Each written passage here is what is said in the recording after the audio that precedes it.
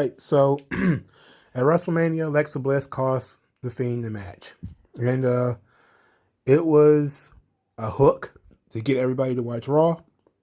And of course, they had some follow up. So they decided to tell the story of why Alexa Bliss cost The Fiend the match. And then Bray Wyatt had a response. Not much of a response, but he responded. Now on Twitter, Bray Wyatt saw that everybody was pretty upset about what was going on here. So he posted a picture. It was of Samson and Delilah.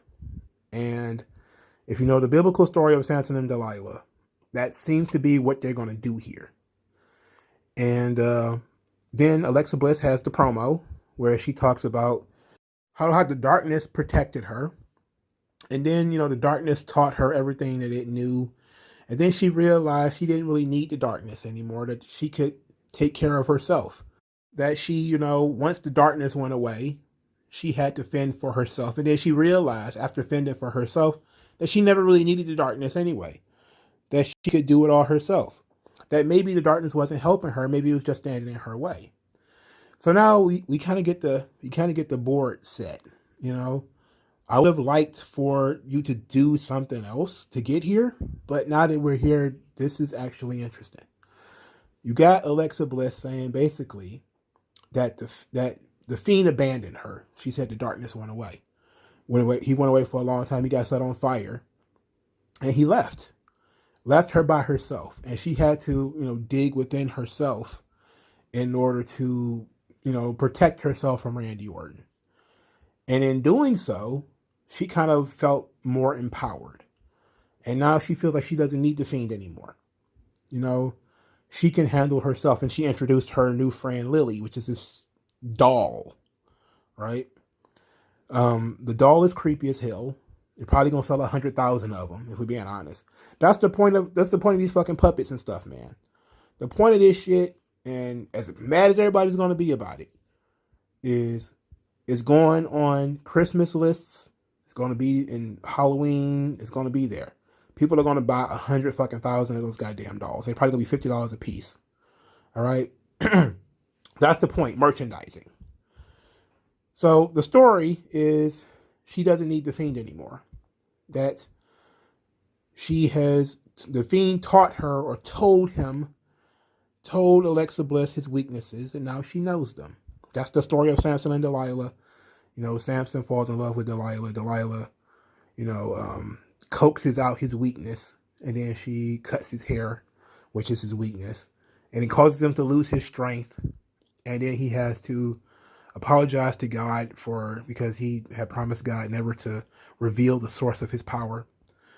And that's how he gets his power back in order to destroy Delilah and all of her goons. So the Philistines, I think it was. I'm going off the top of my head. So so that's the story that they're going with here. That seems to be what Bray Wyatt is trying to do. And I was like, okay. So when he put that picture out, I was like, all right, we see where he's going with this. Of course, the Fiend is Samson, Alexa Bliss is Delilah. She knows his weaknesses. She knows how to destroy the Fiend. She knows how to stop him. Or at least she has a general idea. Or at least she feels empowered that she can. But of course, she's not actually going to fight him. That would be stupid. Now, I'm not saying that they're not stupid enough to do it. I'm saying it's stupid, okay? Which means that there's an opportunity, maybe, that somebody is going to get involved. That there could be another man involved. Somebody that the Fiend can actually physically fight. Could this be a spot for Bo Dallas? Could this be a spot for some guy on the roster who's not doing that much of anything? Could be. So that opens up an opportunity because, again, Delilah, her power was seducing and manipulating Samson. She had other people in the wings as muscle. So, yes, we need to have somebody else that's kind of, because it has to have somebody else in the wings. There has to be somebody that the Fiend can physically fight. And that's what I'm looking forward to. Looking forward to that reveal. That somebody for the Fiend to actually fight. All right. Now, I'm interested in the story because the Samson and Delilah story is great. As far as understanding, and some people will say female nature, but understanding how you can be manipulated by love. A lot of the biblical stories, if we're being honest, is men being manipulated by women. And it's usually their love of women that turned them from God. Oh God, what's the it's not King Solomon. Is it King Solomon's wives where, he had all these wives and all this money, and then he turned from God because of all his wives. He ended up losing everything. So it's like you have quite a few of those stories in the Bible of guys being led astray by women. And I didn't see this coming. So this actually made me feel, I don't know, not hopeful for the future, because I'm still like, we're still dealing with the camera magic, and the Thunderdome just incentivizes them to do more of it, more voodoo magic, satanic shit. But I do love Samson and Delilah, and I do want to see how it's going to turn out.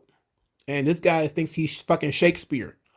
So I I'm at the point, dog, where I don't think Bray Wyatt is being booked by Vince McMahon. I really am at the point where I think Bray Wyatt has just given a cut of the show to do whatever he wants for some reason. Just for some reason. Maybe because he sells a lot of gimmicks, so he's one of these guys who basically just says, hey, you got 10 minutes, 15 minutes on Raw, do whatever the hell you want. And he just comes up with this crazy shit. And it's just like, I'm going to do crazy shit. We're going to have puppets. We're going to have voodoo dolls, gigantic jacks in the boxes. It's going to be black ink all over the place. And then he has to rope people into it. Like, Randy, come here. I got an idea. Stay away from that guy, man. You might be on TV for months, but you'll be doing crazy shit. I mean, they had Randy coughing up ink. They had him in a goddamn burn mask. Jesus Christ. They tried to kill him with light fixtures. Ugh.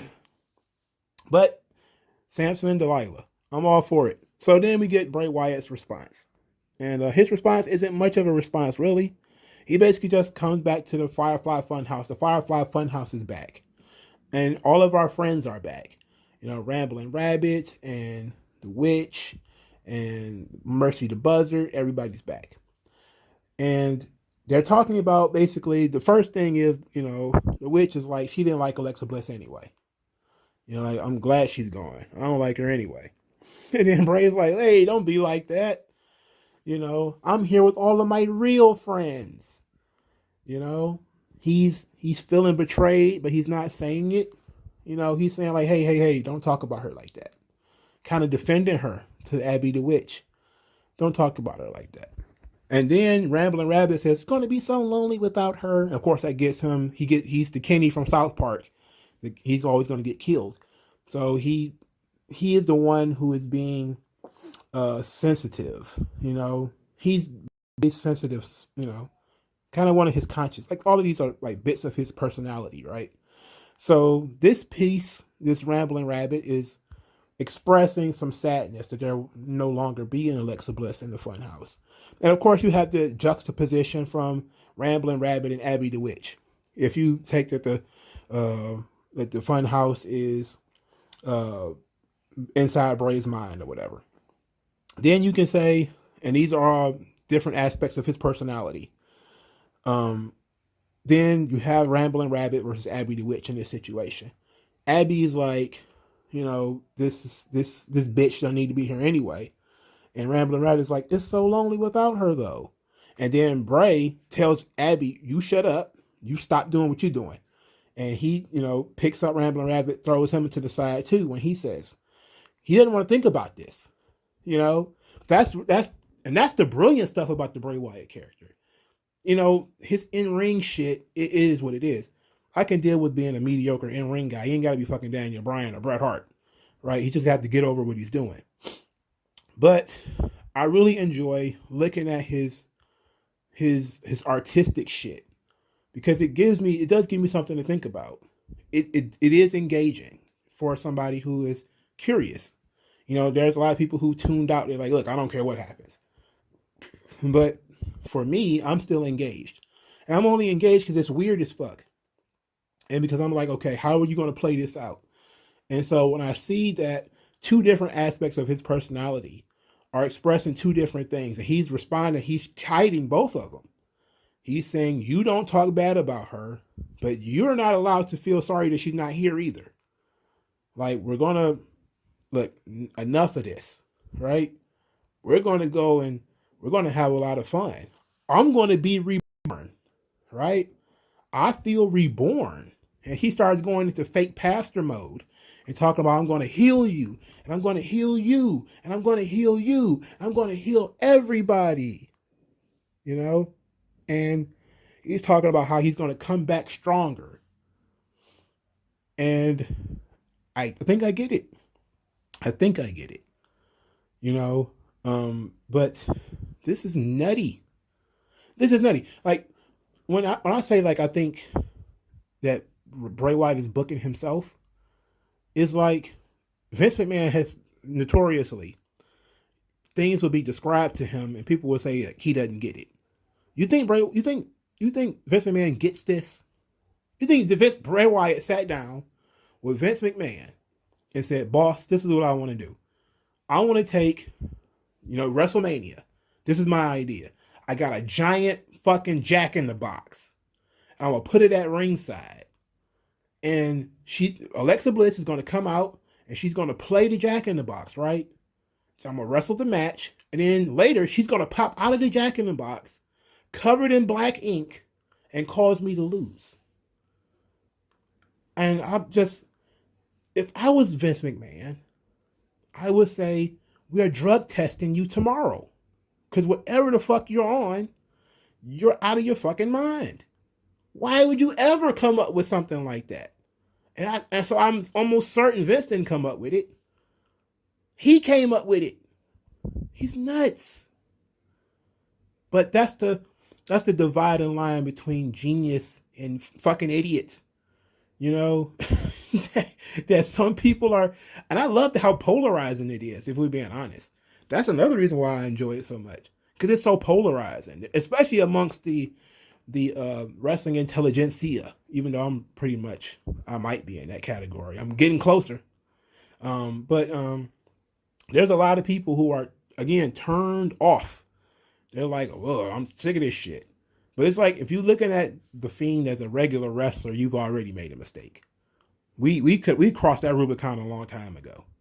We crossed that whole, he cares about wins and losses. He didn't even care about that when he was like the Butcher and stuff.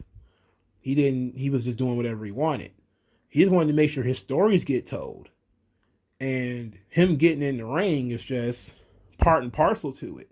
Now the Thunderdome is giving him all kinds of reasons to act stupid. And then he can act dumb. And if you didn't watch the show, so what? You'll put it up on YouTube and it'll do gangbusters there. And then people will go buy all his fucking merchandise. Didn't even watch the fucking show, but like, oh my God, look at this cool mask. Oh, buy the merchandise. And then as he makes more money and does more Firefly Funhouse shit that people watch on YouTube and people watch on Twitter and all that type of shit and buy more merchandise, he gets to do more shit. That means he gets more giant Jack in the Boxes. He gets to have more Inferno matches. He gets to have more crazy videotaped matches and shit like that. He gets to disappear for months on end. Like Bray Wyatt, he's just doing whatever he wants. For anybody who thinks WWE is so creatively stifling, have you not been watching what Bray Wyatt has been doing for the last 2 years? Or, he doesn't give a shit. He does not give a fuck about losing. He doesn't give a fuck about winning. He just wants to tell the fucking stories he wants to tell. And Vince is letting him do it. And you know what? I ain't mad at him. I am not mad at him at all. Because he's found a way to work his shit and sometimes not even be on TV. You go weeks without seeing Bray Wyatt. And yet he's still there. Because this storyline, everything Alexa Bliss has been doing has been involved in his storyline. So he's still there and he's not there. It's fucking brilliant. His storyline gets furthered without him making an appearance. He doesn't have to cut a promo because he hadn't cut a promo in weeks. He doesn't have to wrestle. He hadn't wrestled in months. And yet he was still a major part of the show. It's tremendous. No matter where you come from with this, it's tremendous that this guy is almost Sting level. Sting at least had to hit somebody. Bray Wyatt would go weeks without even touching anybody, without even being on the show. It's insane. Like, I don't know. It's crazy. And as much as people are going to be like, oh, I'm tired of this, I don't know if there's enough people tuning out. I don't know if there's enough people tuning out of his stuff. I'm not talking about the show in general, just the Bray Wyatt material to justify cutting it off or ending it. And then plus, I think that as long as he continues to have interesting things, he will eventually get even the people who are angry wrapped back in it. So it is what it is. Bray Wyatt is great. He's doing the most by doing the least. I don't like all the camera magic and all this, the satanic shit I can do without, even though I'm not really all that religious. But ultimately, let him do what he's doing. It's the Thunderdome. Use whatever you got to do to make this show interesting. I just wish that they would use other people too. That's all. And hopefully they will. So let me know what you guys think in the comment section below. Like this video, share this video, subscribe to the channel. Go into the description.